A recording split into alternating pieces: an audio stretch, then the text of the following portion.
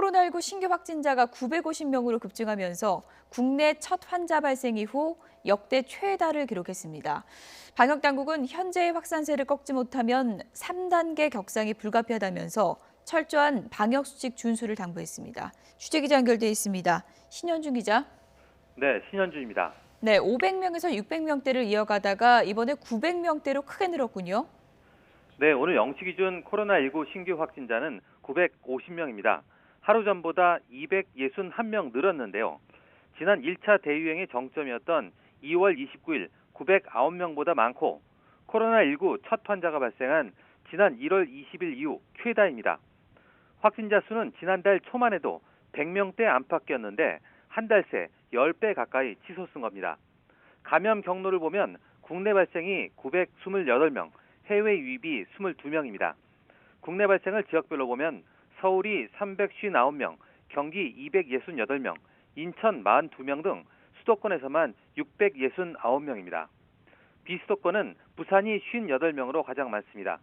이어서 강원 36명, 대구 35명, 울산 23명, 충북 21명, 경북 19명 등입니다.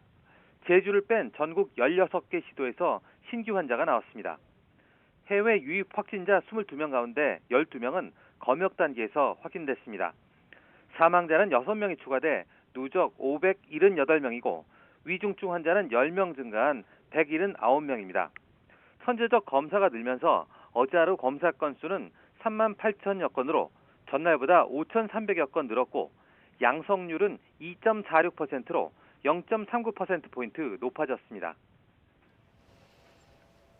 네, 거리 두기 단계 격상에도 확산세가 잡히질 않는데요. 방역 당국의 고민도 커지고 있죠. 네, 방역당국은 이번 3차 대유행이 지난 2, 3월 대구 경북의 1차 대유행과 지난 8, 9월 수도권의 2차 대유행을 크게 뛰어넘는 엄중한 상황으로 보고 있습니다. 문제는 지난 8일 사회적 거리 두기를 격상했음에도 아직 효과가 나타나지 않는다는 점입니다. 사회적 거리 두기가 장기화하면서 국민들이 피로감을 느끼고 있다는 분석인데요.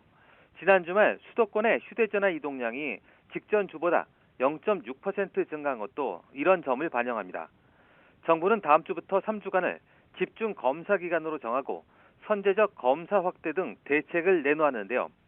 하지만 수도권에 무증상 감염이 폭넓게 자리하고 있고 바이러스의 활동력이 왕성해지는 겨울철이어서 방역당국의 고심이 깊어지고 있습니다. 방역당국은 지금의 확산세를 꺾지 못하면 다음은 사회활동의 전면 제한을 뜻하는 3단계 상향 조정 외에는 다른 선택 방법이 없다고 경고했습니다. 그러면서 3단계는 지금과 비교할 수 없는 막대한 사회적 경제적 피해를 남기게 되는 만큼 현재 단계에서 방역에 최선을 다해달라고 당부했습니다. 정세균 국무총리는 잠시 뒤인 오후 2시부터 정부 서울청사에서 박능우 보건복지부 장관, 수도권 지자체 등과 긴급 방역 대책회의를 열고 3차 대유행 상황을 점검하는데요. 수도권 3단계 격상 가능성 등을 검토할 것으로 보입니다. 지금까지 사회부에서 YTN 신현주입니다.